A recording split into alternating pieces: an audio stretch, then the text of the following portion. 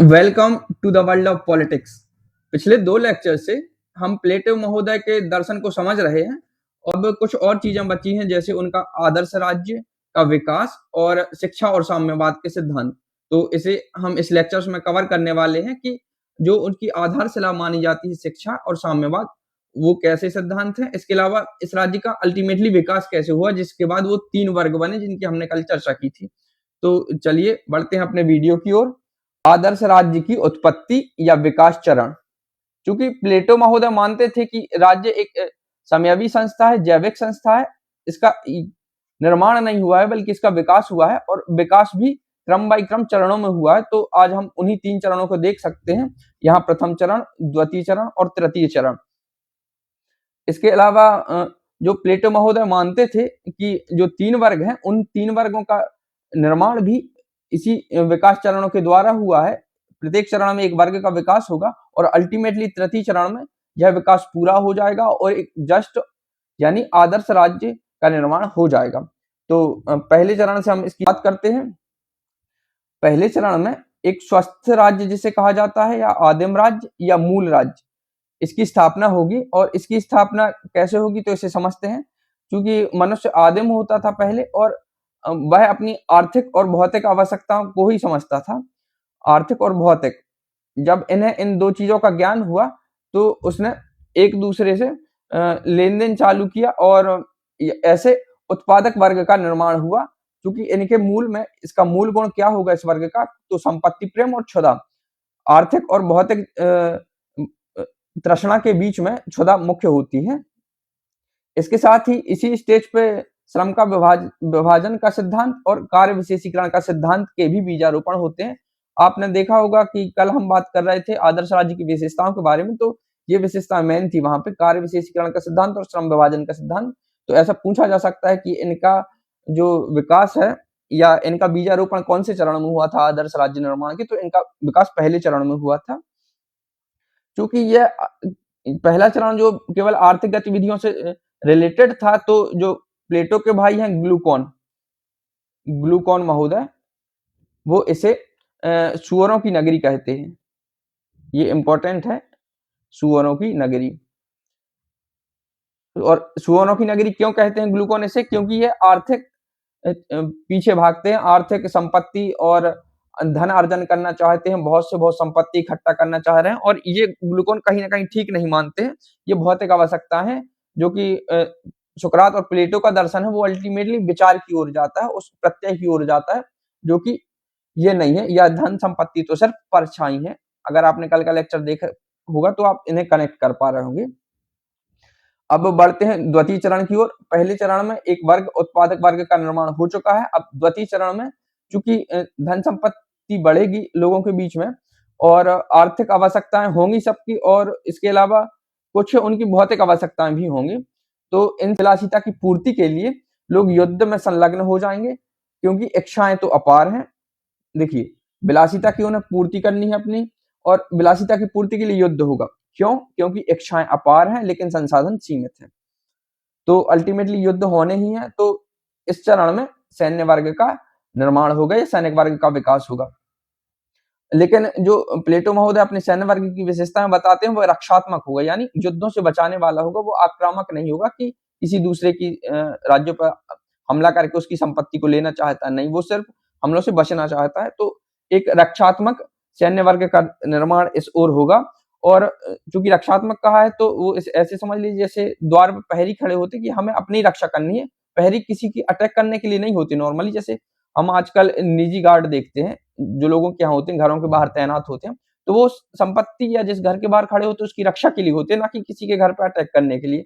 तो ऐसे समझिए कि इसीलिए वो जो सैन्य वर्ग की तुलना प्रहरी वर्ग से करते हैं, और एक वर्ग से और उसे तुलना देते हैं जो कि वॉच डॉग होते हैं, प्रहरी कुत्ते, उससे भी इनकी तुलना की जाती है। तो इसमें सैन्य वर्ग का निर्माण हो गया। इसकी प्रकृति रक्षात्मक थी। और इसके अलावा इसकी आवश्यकता क्यों पड़ी, क्योंकि पहले चरण में आपने देखा होगा कि जो कि संपत्ति के प्रेमी वर्ग या क्षुधा वर्ग रखने वाला है, वो भौतिक आवश्यकताओं और आर्थिक क्रियाकलाप शुरू कर चुका है, और इच्छाएं अपार है लेकिन संसाधन सीमित है। तो विलासिता किसी न किसी दिन बढ़ना है। तो फिर युद्ध होंगे और फिर अल्टीमेटली सैन्य वर्ग का विकास होगा। अब तीसरे चरण की बात कर लेते हैं। इस चरण में जो राज्य होगा या जो राज्य का विकास होगा उसे न्यायपूर्ण राज्य कहा जाएगा। चरण में एक वर्ग का विकास होगा, वह कैसा होगा यहाँ देख लेते हैं। विवेक तत्व का अत्यधिक प्रतिनिधित्व करने वाला सर्वोच्च वर्ग का निर्माण होगा। यानी आप देखते होंगे कि ये सर्वोच्च वर्ग है और शायद आप समझ गए होंगे कि हम किसकी बात करने वाले हैं। हम करने वाले हैं दार्शनिक शासक की या दार्शनिक राजा की, जो कि इस स्टेज में उसका निर्माण होने वाला है। ये प्लेटो उसे दार्शनिक शासक कहकर संबोधित करता है, तो दार्शनिक शासक का इस तीसरे और लास्ट चरण में निर्माण होने वाला है। और एक चीज और आप यहाँ याद रखिएगा कि ये दूसरा चरण है, इसे अपूर्ण राज्य कहा जाता है, इनपरफेक्ट स्टेट, अपूर्ण राज्य। तो ये भी पूछा जा सकता है ये अपूर्ण राज्य क्यों है, क्योंकि यहाँ राजनीति नहीं है। अगर राजनीति नहीं है तो राजनीतिक कार्य या शासन का संचालन कौन करेगा, तो इसलिए इसे अपूर्ण राज्य कहा जाता है। उसके उलट जो तीसरा राज्य है वह एक पूर्ण राज्य होगा, क्योंकि इसमें दार्शनिक शासक हम बना चुके हैं, तो वो राजनीतिक सत्ता का संचालन करेगा। या श्रेणी मूलक राज्य होगा, तो जैसा कि आप श्रेणी मूलक को इस सर्वोच्च शब्द से कनेक्ट करके देख सकते हैं।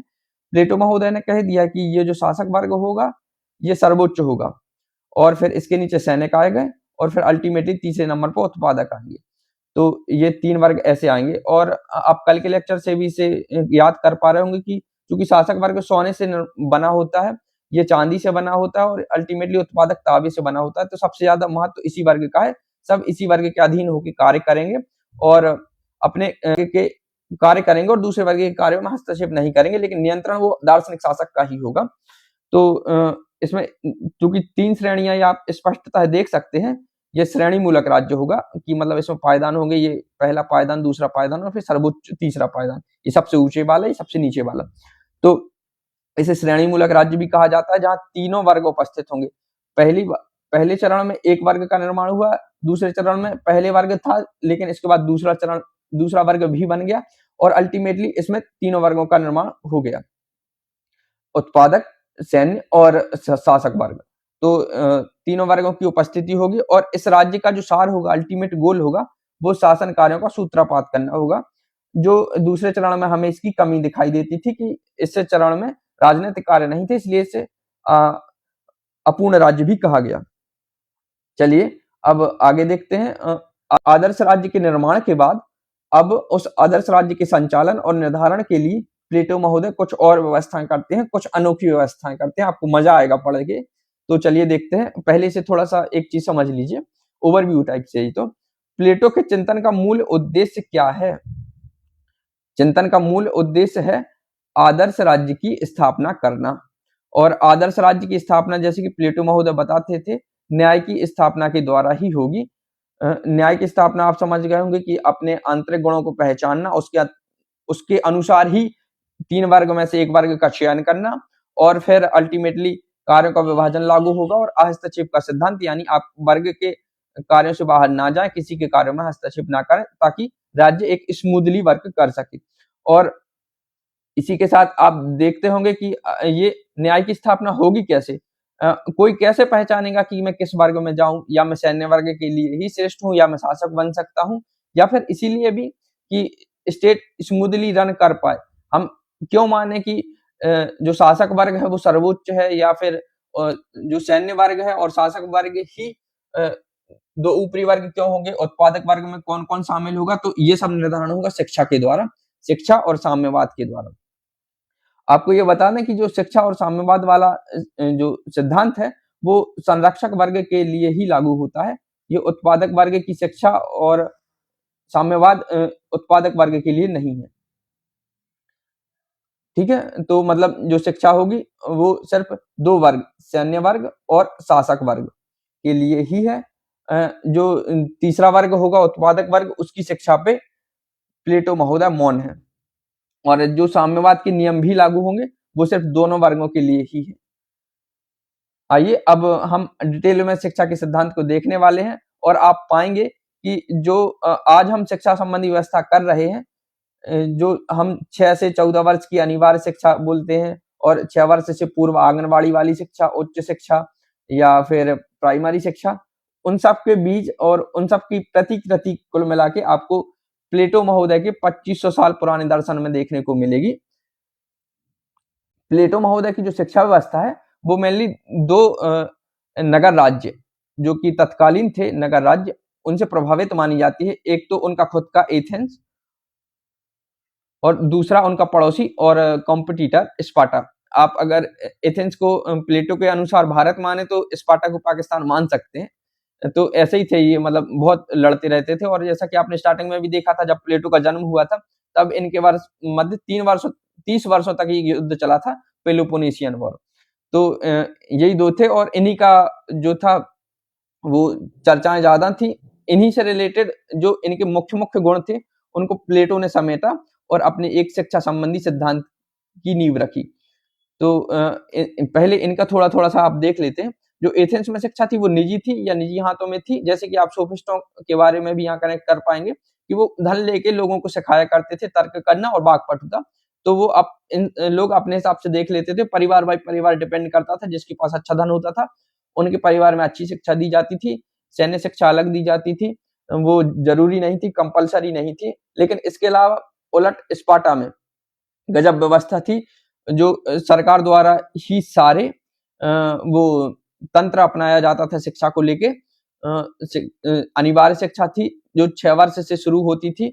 वो हम साम्यवाद में भी इसे देखेंगे कि 6 वर्ष के बाद कैसे बच्चा सरकार को सौंप दिया जाता था, तो सरकार ही थी। और एक चीज और जो प्लेटो पर प्रभाव पड़ा है स्पार्टा की शिक्षा व्यवस्था को लेके, वो स्त्रियों की शिक्षा को लेके है। चूंकि एथेंस में तत्कालीन समय में स्त्रियों को शिक्षा नहीं दी जाती थी या उतना महत्व नहीं था, लेकिन स्पार्टा जो कि एक स्त्री पुरुष समानता का प्रतीक था उस टाइम पे, और वहीं से प्लेटो भी प्रभावित हुआ है और वही भी स्त्री पुरुष समानता की बात करता था। चलिए अब इन्हीं दोनों नगरीय राज्यों से संबंधित जो प्लेटो ने शिक्षा व्यवस्था अपनी बनाई है, दोनों के गुण ग्रहण करके उनकी विशेषताएं आप देख सकते हैं। शिक्षा व्यक्तित्व और राष्ट्र निर्माण दोनों के विकास के लिए जरूरी थी या उनका माध्यम था। इससे राज्य भी बनेगा, राज्य मजबूत होगा, इसे आप आगे चल के देख सकते हैं। और शिक्षा की व्यवस्था राज्य द्वारा की जाती थी, अर्थात या सार्वजनिक अनिवार्य शिक्षा होगी, जैसा कि हमारे यहाँ आर्टिकल 21A में बताया गया है अनिवार्य शिक्षा। तो उस समय पे प्लेटो महोदय ने इसका दर्शन प्रतिपादित कर दिया था। स्त्री पुरुष दोनों को समान शिक्षा दी जाएगी। शिक्षा व्यवस्था केवल शासक और सैन्य वर्ग के लिए ही होगी, यानी जो इन्हें दोनों को मिला के संरक्षक वर्ग कहा जाता है, इन्हीं दोनों के लिए ये शिक्षा व्यवस्था लागू की जाएगी। और आप यहाँ देख सकते हैं ये दोनों विशेषता, एक तो स्त्री पुरुष वाली और दूसरी अनिवार्य सार्वजनिक शिक्षा, ये दोनों स्पार्टा से ग्रहण की गई हैं।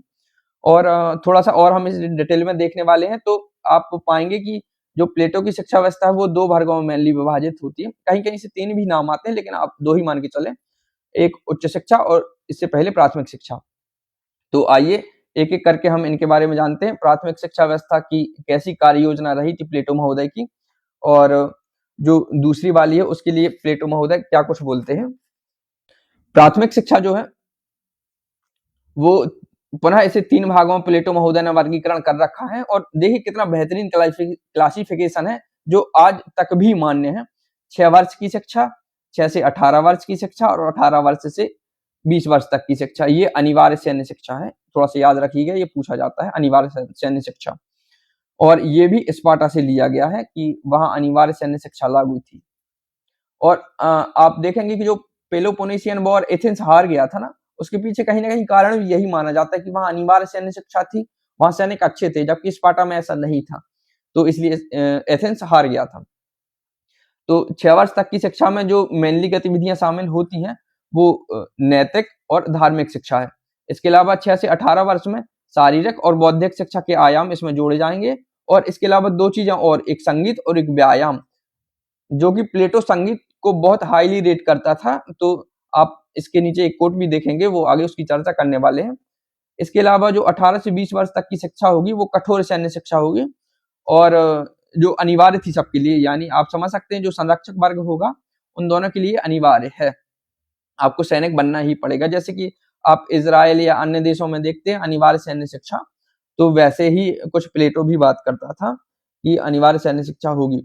और इसके अलावा आप यहाँ एक बात और याद रखें, मैं फिर से बताना चाहूंगा, उत्पादक वर्ग और जो कामगार वर्ग है उसकी शिक्षा पे प्लेटो मौन है, ठीक है। और इसके अलावा जो 20 वर्ष में यहाँ फेल हो जाएगा इसके बाद एक टेस्ट होगा, चूंकि टेस्ट हर स्टेज के बाद होगा, लेकिन जो यहाँ फेल हो जाएगा वो अल्टीमेटली सैनिक वर्ग में ही जाएगा। इसके आगे जो हो जाएगा वो शासक वर्ग या फिर सर्वोच्च जो दार्शनिक राजा बनेगा उस वर्ग की शिक्षा ग्रहण करेगा और उसके द्वार उसके लिए खुल जाते हैं। लेकिन जो यहाँ फेल हो गया ना, वो अल्टीमेटली सैनिक ही बनना है उसे। और प्राथमिक शिक्षा को लेके इनके कुछ कोट हैं, तो आप प्लेटो महोदय के इंपॉर्टेंट है, उसे याद रखिएगा। सर्वश्रेष्ठ शिक्षा जो आत्मा के लिए संगीत और शरीर के लिए व्यायाम है। तो कुल मिला के प्लेटो महोदय यहाँ दो चीजों का महत्व यहाँ प्रतिपादित कर रहे हैं, एक तो संगीत और दूसरा व्यायाम, जो कि 6 से 18 वर्ष यानी मेनली यही दिया जाता है प्राथमिक शिक्षा के अंतर्गत। इसके अलावा स्त्री पुरुष समानता पर जोर डालते हुए उनका एक प्रसिद्ध कोट है कि जो राज्य स्त्रियों को शिक्षित और प्रशिक्षित नहीं करता वह उस व्यक्ति जैसा है जो केवल अपनी दाहिनी भुजा को ही कसरत करता है, यानी दूसरे हाथ को छोड़ देता है। तो एक ही हाथ से कसरत करता रहता है और दूसरे हाथ पर ध्यान नहीं देता। मतलब प्लेटो महोदय कुल मिला के ऐसा कहना चाह रहे हैं कि जो राज्य है उसमें स्त्री पुरुष दोनों ही बराबर के भागीदार हैं। एक भुजा पुरुष है तो दूसरी भुजा स्त्री है, तो दोनों की कसरत होनी चाहिए, दोनों को सिखाया जाना चाहिए। संगीत शिक्षा को लेकर भी उनका एक प्रसिद्ध कथन है कि मुझे एक देश के उचित प्रकार से गीत लिखने दो, मुझे कुछ देश के लिए गीत संगीत लिखने दो, किसी व्यक्ति को उस देश के लिए कानून लिखने की आवश्यकता नहीं पड़ेगी, किसी व्यक्ति को उस देश के लिए कानून लिखने की आवश्यकता नहीं पड़ेगी। अजीब बात है थोड़ी सी, बट प्लेटो महोदय कह रहे होंगे, विद्वान होंगे, तो हम उनकी बात से सहमत दिख रहे हैं। इसके अलावा आगे बढ़ते हैं और अल्टीमेटली हायर एजुकेशन की बात करते हैं, उच्च शिक्षा। जी हाँ, 2500 साल पहले लोग शिक्षा को ऐसे बांट चुके हैं, प्राथमिक शिक्षा और उच्च शिक्षा। गजब बात है। यह भी इसको भी दो भागों में प्लेटो ने बांटा है, एक तो 20 से 30 वर्ष तक की शिक्षा और दूसरी 30 से 35 वर्ष तक की शिक्षा। तो इसके पहले वर्ग में हम देखेंगे कि 20 से 30 वर्ष की जो शिक्षा है, इसके लिए आपको एक टेस्ट देना पड़ेगा। जैसे मैंने पहले ही कहा कि 20 वर्ष की आयु में आपको एक टेस्ट देना पड़ेगा, उसमें अगर फेल हो जाते हैं तो आप सैन्य वर्ग में जाएंगे और नहीं तो आप शासक वर्ग के लिए आपके द्वार खुल जाएंगे। अब यहाँ भी अल्टीमेटली आपको तीन चार चीजें पढ़ाई जाएंगी, गणित, रेखा गणित, ज्योतिषी और नीति शास्त्र। आप कनेक्ट कर पा रहे होंगे कि जो प्लेटो की अकेडमी थी वहां भी पढ़ाए जाने वाले जो मेन विषय थे वो यही थे, गणित और रेखा गणित। इसके अलावा ज्योतिष और दर्शन, नीति शास्त्र का भी वहां अध्ययन होता था। तो 20 से 30 वर्षों के अंतर्गत आपको ये 3-4 सब्जेक्ट पढ़ाए जाएंगे। इसके अलावा जो अगले 5 साल हैं, यानी 30 से 35 वर्ष की आयु में आपको थोड़ा सा और आपका लेवल बढ़ाया जाएगा और दर्शन और द्वंद्वात्मक पद्धति आपको वहां द्वंद्ववाद भी सिखाया जाएगा। अब उच्च शिक्षा कंप्लीट हो गई, लेकिन यह सिर्फ सैद्धांतिक पक्ष था। जैसा कि आप नीचे देख सकते हैं, अगर आपको दार्शनिक राजा बनना है तो आपको 15 वर्ष और शिक्षा लेनी पड़ेगी। इसके यहाँ आप देखिए जो 30 से 50 वर्ष चलेगी, जिसे प्लेटो ने व्यवहारिक शिक्षा का नाम दिया है।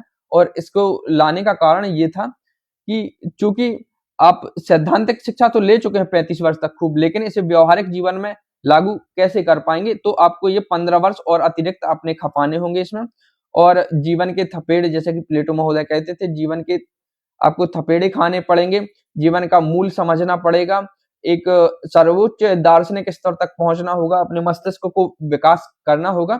उसके बाद जो सफल होगा उसमें व्यक्ति, वो शासक वर्ग में जाएगा और अल्टीमेटली राजा बन जाएगा, या दार्शनिक राजा जो राज्य का नेतृत्व करने वाला है, उसे इसकी उपाधि मिल जाएगी।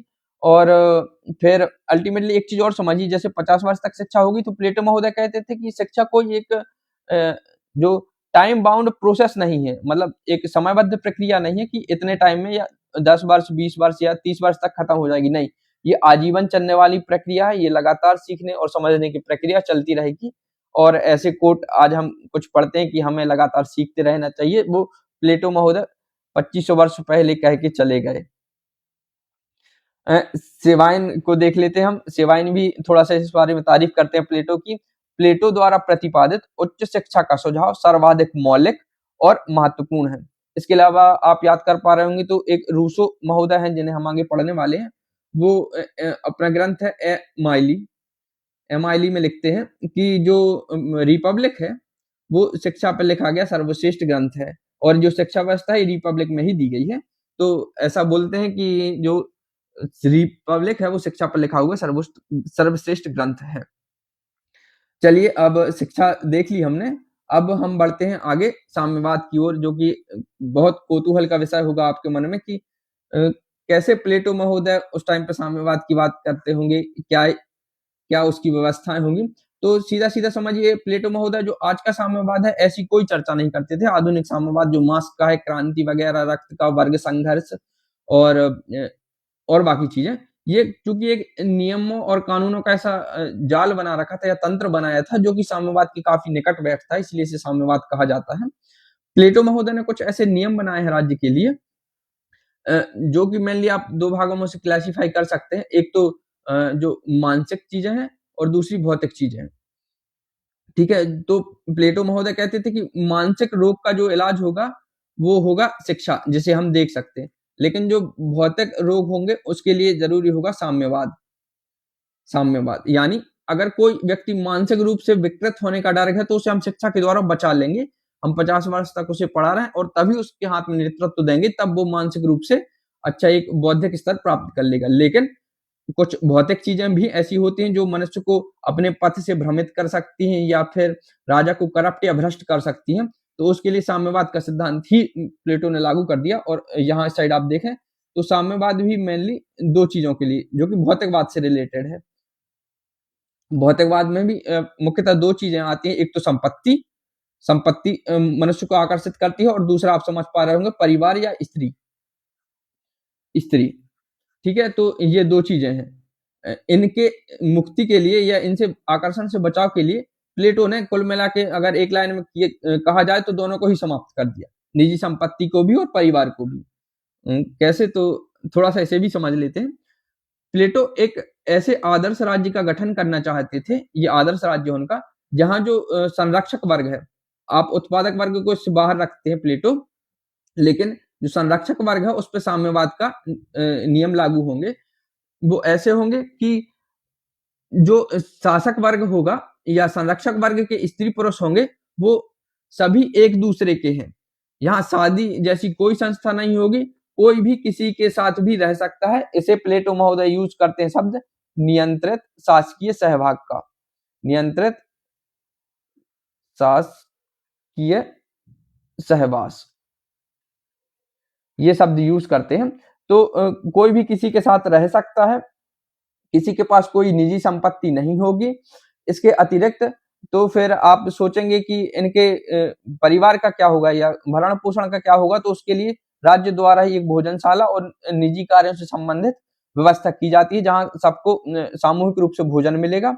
और अगर भोजन मिलेगा तो आप ये बात समझ सकते हैं कि प्लेटो ने जो स्त्रियों को परंपरागत रूप से भूमिका दी गई है, खाना और चूल्हे-चौके की, उससे मुक्त कर दिया है। उससे बाहर कर दिया, उनके लिए भी शासक वर्ग के द्वार खोल दिए हैं, वो भी दार्शनिक राजा हो सकती हैं। चूँकि स्त्रियों को चूल्हे-चौके से मुक्त कर दिया है, तो लेकिन यहाँ लोग सहवास में रहेंगे और चूँकि प्रकृति के अनुसार हमें अपनी पीढ़ियों को आगे भी बढ़ाना है, तो उसके लिए जो बच्चे होंगे, उनका पालन-पोषण कौन करेगा? चूँकि महिलाएँ तो बाहर हो चुकी हैं, तो उसके लिए भी राज्य न के द्वारा एक ऐसी व्यवस्था की जाएगी संस्थाओं की, जो राज्य के बच्चों की शिक्षा और उनके पालन-पोषण का ध्यान रख सकें। इसके अलावा मतलब जो बहुत अचंभित करने वाली बात है, उस टाइम पे प्लेटो महोदय ऐसी बात करते थे कि जो इस राज्य नियंत्रित सहवास में बच्चे होंगे, वो एक इन्हीं शालाओं में चले जाएँगे। लेकिन जो बच्चे उच्च नस्ल के होंगे, अच्छे स्वस्थ बच्चे होंगे, उन्हीं को राज्य आगे करेगा और भरण-पोषण करेगा और बाकी शिक्षा दिलाएगा। जिससे वो एक वर्ग का निर्धारण करके न्याय के आधार पे एक वर्ग में शामिल हो सकें और आदर्श राज्य की परिपाटी को पूर्ण कर सकें। लेकिन जो अस्वस्थ बच्चे होंगे, उन्हें राज्य में किसी गुप्त स्थान पर ले जाके मार दिया जाएगा, उन्हें समाप्त कर दिया जाएगा। तो केवल स्वस्थ और अच्छे बच्चों को ही आगे बढ़ाया जाएगा, चूँकि इन्हें इनके माता-पिता से ले लिया गया है, तो ऐसी कोई दिक्कत भी नहीं आने वाली है, जो कि प्लेटो महोदय ने एक वेल प्लान तैयार करके रखा है पूरा कि कैसे क्या होना है। इसके अलावा आप समझ रहे होंगे कि फिर वो परिवार का क्या होगा, बच्चे को पारिवारिक प्रेम मिलेगा, शिक्षा कैसी मिलेगी? तो प्लेटो महोदय का इस बारे में एक कठोर कथन है, कठोर ही कहना चाहिए कि इसके द्वारा जो कि है बच्चे को तुच्छ पारिवारिक प्रेम से दूर किया जाएगा। यानी इन सब चीजों का अल्टीमेट गोल क्या है कि ये जो राज्यशालाएं बनाएगा और उसमें बच्चों को रखा जाएगा और शिक्षा और पालन पोषण की जिम्मेदारी भी राज्य की ओर से ही की जाएगी। तो इसका अल्टीमेट गोल क्या है, वो तुच्छ पारिवारिक प्रेम को जिम्मेदार मानते थे कि ये पथभ्रष्ट कर सकता है एक शासक को, तो इससे इसे दूर कर दो। ठीक है, तो अब आप आई होप आपको ये पूरा साम्यवाद की कहानी समझ में आ गई होगी। और कहानी जैसे तो आपको आई होप साम्यवाद समझ में आ गया होगा कि मेनली है क्या। ये एक पहले तो संपत्ति को समाप्त करना और दूसरा फिर परिवार और स्त्रियों का साम्यवाद लागू करना, जो कि किसी का कोई निजी नहीं होगा, सब सार्वजनिक होगा। तो आइए अब थोड़ा सा इसे और देख लेते हैं। सांसारिक बाह्य दुर्बलताओं के निराकरण के लिए उपयुक्त सामाजिक वातावरण को ही प्लेटो ने साम्यवाद कहा है। आप कनेक्ट कर पा रहे होंगे कि उपयुक्त सामाजिक वातावरण बनेगा, कोई किसी का निजी नहीं होगा, तो सब सार्वजनिक होगा। और यहाँ आप एक चीज और याद रखिएगा, प्लेटो महोदय कहा करते थे कि जो साम्यवाद का नियम है, वो जो छोटे परिवार होते हैं, एकल परिवार, उनसे की अपेक्षा एक बृहद समाज को शासक वर्ग अपना परिवार माने, तो उसके लिए ये साम्यवाद लागू किया गया है। क्योंकि सब स्त्रियां सभी पुरुष की होंगी, सभी पुरुष सभी स्त्रियों की होंगी, तो पूरा सब अच्छे से हिल मिल के रह सकते हैं। यहाँ देखिए, संरक्षक वर्ग को दो चीजें पथभ्रष्ट कर सकती हैं, जैसे कि हमने पहले भी देख चुके हैं ना, कंचन यानी संपत्ति और कामिनी यानी स्त्री। तो इन्हीं को लेके प्लेटो महोदय दो प्रकार के साम्यवाद की बात करते हैं, दो रूपों में अपनाया है साम्यवाद को। एक तो संपत्ति का साम्यवाद। प्लेटो संरक्षक वर्ग के लिए संपत्ति का निषेध करता है, यानी निजी संपत्ति समाप्त, किसी की कोई निजी संपत्ति नहीं होगी, क्योंकि उसका विश्वास था कि संपत्ति बहुत बड़ा आकर्षक है, और वो ये चीजें देख भी चुका था। भ्रष्टाचार अपने जब गुरु को मृत्युदंड की सजा दी गई, उस टाइम पे भ्रष्टाचार को वो देख भी चुका था, क्योंकि उसने खुद ने रिश्वत दी थी। तो उससे कहीं ना कहीं वो भयभीत था कि ऐसा भी हो सकता है, जो किसी व्यक्ति को अपने पद के कर्तव्यों से विचलित कर सकती है। यानी संपत्ति किसी को पद के कर्तव्यों से विचलित कर सकती है। जैसे कि मैंने बताया था कि उसने रिश्वत देके जेल के प्रहरियों से वहां के ताले तोड़वा दिए थे। वो बात अलग है कि सुकरात ने भागने से मना कर दिया था, लेकिन वो इन चीजों को देख चुका था, और ऐसी अनेक चीजें वो देख चुका था कि जो संपत्ति के द्वारा ही अनेक चीजें हो सकती हैं, लोगों को पथभ्रष्ट किया जा सकता है। यहाँ सेवाइन का एक कथन भी है उसी से संबंधित। सरकार के ऊपर धन के प्रभाव का प्लेटो को इतना दृढ़ विश्वास था कि उसने उसे दूर करने के लिए स्वयं संपत्ति का ही विनाश करना पड़ा। ठीक है, तो पूरी निजी संपत्ति ही प्लेटो ने खत्म कर दी, जो होगा राज्य का होगा। आइए अब परिवार के साम्यवाद की चर्चा कर लेते हैं। आप समझ ही गए होंगे कि सभी स्त्रियां सभी पुरुषों की होगी, कोई भी किसी के साथ रह सकता है राज्य की नियंत्रित सहवास में। कोई किसी का परिवार नहीं होगा, निजी संपत्ति नहीं होगी, बच्चे नहीं होंगे, स्त्रियां चूल्हा चौके से मुक्त होंगी, वो पढ़ने लिखने के लिए स्वतंत्र हैं। और फिर इसके अलावा जो बच्चे होंगे वो राज्य के द्वारा ही उन्हें पाला पोसा जाएगा। और एक चीज और है, ये साम्यवाद का जो पूरा कॉन्सेप्ट है, वो प्लेटो महोदय ने स्पार्टा से ग्रहण किया है। ठीक है, जहां 6 वर्ष की आयु के बाद जो बच्चे थे वो राज्य को सौंप दिए जाते थे। तो ये भी याद रखिएगा कि जो संपत्ति का साम्यवाद है, परिवार का साम्यवाद है, शिक्षा व्यवस्था है, और इसके अलावा स्त्री पुरुष समानता है, ये सब चीजें प्लेटो ने स्पार्टा से ग्रहण की है, अपने पड़ोसी एक नगर राज्य था वहां से ग्रहण की। तो चलिए देखते हैं, थोड़ा सा इसे और देख लेते हैं अच्छे से। प्लेटो महोदय ने संरक्षक वर्ग से संपत्ति के परित्याग के साथ साथ निजी परिवार का भी परित्याग कर सारे राज्य को अपना बृहद परिवार मानने के लिए कहा है। क्योंकि अब किसी का कोई व्यक्तिगत परिवार नहीं होगा, तो अल्टीमेटली पूरा राज्य ही उसका परिवार होगा, कोई भी किसी के साथ रह सकता है। इसके साथ सेवाइन का एक कथन महत्वपूर्ण है, परीक्षा में पूछा जाता है, संपत्ति की भांति प्लेटो ने विवाह संस्था का भी उन्मूलन करता है।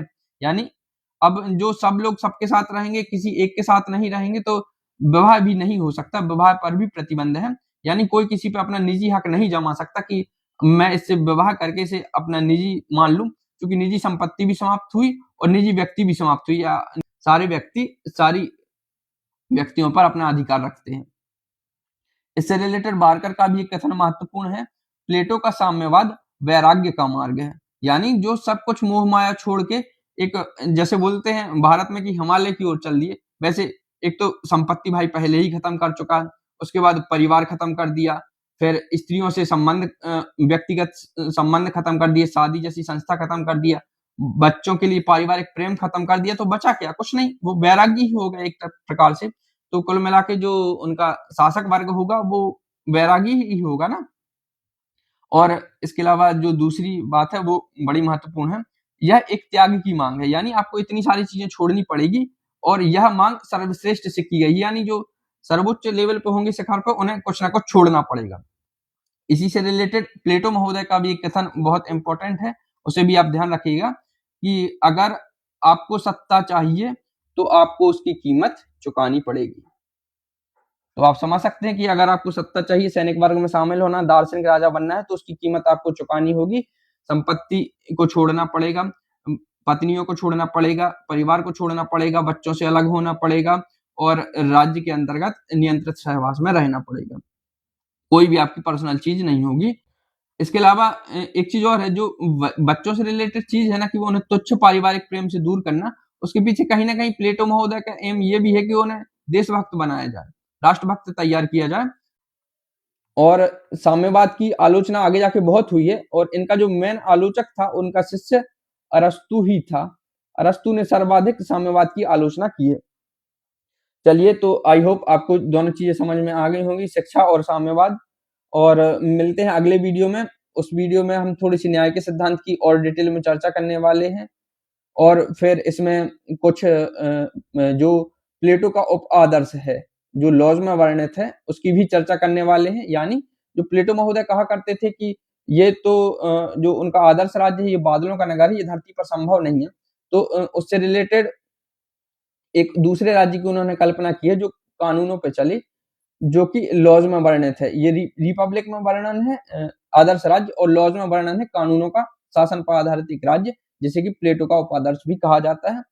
तो इसकी भी चर्चा करने वाले हैं और फिर इसके अलावा कुछ हम उसका आलोचनात्मक मूल्यांकन भी देखने वाले हैं, कौन से विद्वान ने क्या कहा। बेसिकली ये फैक्ट ही होने वाले हैं, तो जल्दी-जल्दी कल हम इनको देख लेंगे और कल हम प्लेटो महोदय को खत्म कर लेंगे शायद और इसके बाद हम अरस्तू को शुरुआत करने वाले हैं। तो अंत तक देखने के लिए धन्यवाद। Have a nice day.